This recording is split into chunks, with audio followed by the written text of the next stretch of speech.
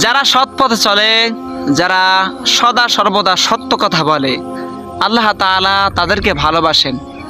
আল্লাহ তাআলা কোরআনে কারিমের মধ্যে বলেছেন, আমি সৎ কর্মশীলদেরকে ভালোবাসি। তাই সৎ কর্ম করা শিখুন, সৎ কর্ম করুন। আল্লাহ তাআলা ভালোবাসবেন, আপনার পক্ষে আল্লাহ তাআলাই থাকবেন, আপনারই বিজয় হবে ইনশাআল্লাহ। সংসারের বোঝা টানা মানুষটাই একদিন এই সংসারের বোঝা হয়ে যায়। কি অদ্ভুত এই দুনিয়াটা! এই দুনিয়ার মানুষ পাগলের মতো সফলতা খুঁজ থাকে। কোথায় গেলে সফলতা পাওয়া যাবে, কোন কাজ করলে সফলতা পাওয়া যাবে, এই সফলতা খুঁজতে খুঁজতে মানুষ পাগল পারা হয়ে যায়। অথচ দৈনিক মসজিদের মুয়াজ্জিন 5 বার ডাক দেয়, হাইয়া আলাল ফালাহ, এসো তোমরা সফলতার দিকে এসো, এসো তোমরা সফলতার দিকে এসো। আমরা কি সেই সফলতার দিকে যাচ্ছি? বাড়ির পাশে রয়েছে কত স্বজনদেরই কবর, হায়রে মানুষ নিষ্ঠুর তুমি, লও না তাদের খবর। দুনিয়ারই রং তামাশায় ডুবে থাকো রোজ, কেমন করে লইবে তুমি ওই কবরের খোঁজ। থাকতে সময় জিয়ারতে কবর দ্বারে যাও, দোয়া করে ইসালে সওয়াব পৌঁছে তুমি দাও। আপনি কি আপনার স্ত্রীকে পরীক্ষা করতে চান যে ভালো না খারাপ? তাহলে আপনার স্ত্রীর সামনে আপনার মাকে 5,000 টাকা দিয়ে বলুন, মা এই টাকা আপনাকে আমি দিয়েছি, এই টাকা দিয়ে আপনি যা মনে চায় তা কিনে খান। তারপর আপনার স্ত্রীর মুখের দিকে তাকান, তাহলেই দেখবেন রিয়েকশনটা কেমন হয়। স্ত্রী ভালো না খারাপ তাই ধরা খেয়ে যাবে। বাঙালিদের 2টি খারাপ স্বভাব আছে। 1 নম্বর স্বভাব হলো ব্যর্থদেরকে নিয়ে মজা করা, 2 নম্বর হলো সফলদেরকে নিয়ে হিংসা করা। এই 2টি স্বভাব সবচেয়ে বেশি হলো বাঙালিদের ভিতরে।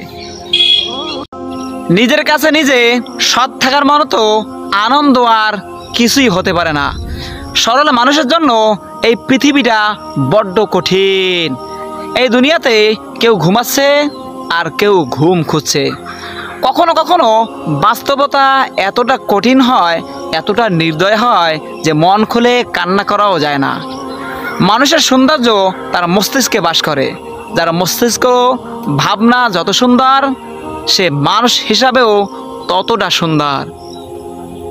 গোরস্থানের সামনে গেলে মনে হয় পৃথিবীর রাস্তাটা বড়ই সংক্ষিপ্ত।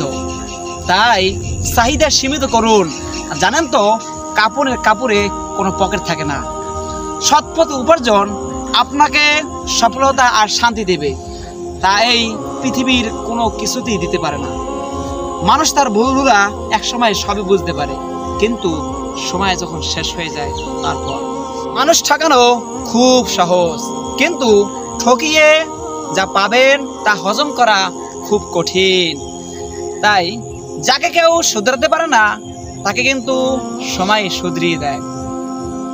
মানুষ মানুষের জন্য আর স্বার্থপর শুধু নিজের জন্য। কপাল তো তাদের বেশি খারাপ হয় যারা অল্পতেই মানুষকে বিশ্বাস করে। কষ্ট তখনই খুব বেশি লাগে যখন আপন মানুষটা পরের মতো ব্যবহার করে। ছেলেরা কখনো মেয়েদের চোখের পানি দেখে সহ্য করতে পারে না। পৃথিবীতে সবচেয়ে কঠিন কাজ হলো নিজে সংশোধন হওয়া, আর সবচেয়ে সহজ কাজ হলো অন্য মানুষকে নিয়ে সমালোচনা করা। পুরুষ টাকা থাকলে হয় রাজা, আর টাকা না থাকলে হয় প্রজা। স্রোতের বিপরীতে হেঁটে দেখুন কতজন থাকে আপনার পাশে, কিন্তু স্রোতের অনুকূলে তো কচুরি পানাও ভাসে।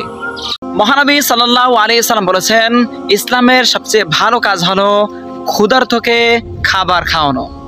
একসময় তুমি ঠিকই বুঝতে পারবে যে সবাই তোমাকে ব্যবহার করেছে, কেউই তোমাকে ভালোবাসেনি। বাংলাদেশ ক্রিকেট, বাংলাদেশ ফুটবল, এই 2 দলের কারণে এদেশের জনগণ আজ হতাশ। অথচ এদেশের সরকার এই 2 দলের পিছনে হাজার হাজার কোটি কোটি টাকা খরচ করতেছে। এরা এদেশের জন্য কিছু নিয়ে আসতে পারেনি এবং দেশের জনগণকেও কিছুই বা দিতে পারেনি। বরঞ্চ তারা দেশ থেকে যখন দেশের ভিতরে ঢোকে, বাহির থেকে খেলে যখন দেশের ভিতরে ঢোকে তখন মাথা নিচু করে ঢোকে। তাদের জন্য আজকে জনগণ হতাশ। অথচ এদেশে মাদ্রাসার ছোট ছোট কচি কচি বাচ্চারা যারা 2 বছর 2.5 বছর হেফজ শেষ করে, তারা দেশ থেকে অন্য দেশে যে 200-310টা দেশের সাথে হেফজ প্রতিযোগিতায় ফার্স্ট হয়ে এই দেশকে 1 নাম্বার করে বিজয় হয়ে, প্রতি বছরই তারা বিজয় হয়ে মেডেল নিয়ে আজকে দেশে ঢুকতেছে বুক ফুলিয়ে, বাংলাদেশের পতাকা হাতে নিয়ে। দেখুন, অথচ সরকার তাদের পিছনে কোনো টাকা খরচ করে না, কোনো মাদ্রাসাওয়ালার পিছনে টাকা খরচ করে না। সেলুট, আসসালামু আলাইকুম হে হাফেজ ভাইয়েরা। মন খারাপের সময় 1 ফোঁটা চোখের পানি দুনিয়ার মানুষের কাছে দাম না থাকলেও রবের কাছে অনেক দামি। আপনি যা চান তা আপনার মাঝেই রয়েছে, কিন্তু আপনি ভুল জায়গায় খোঁজ করতেছেন। নতুন করে বাঁচতে হবে, ধরতে হবে হাল, আজ না হয়তো সময় খারাপ, উঠে দাঁড়াবো কাল ইনশাআল্লাহ।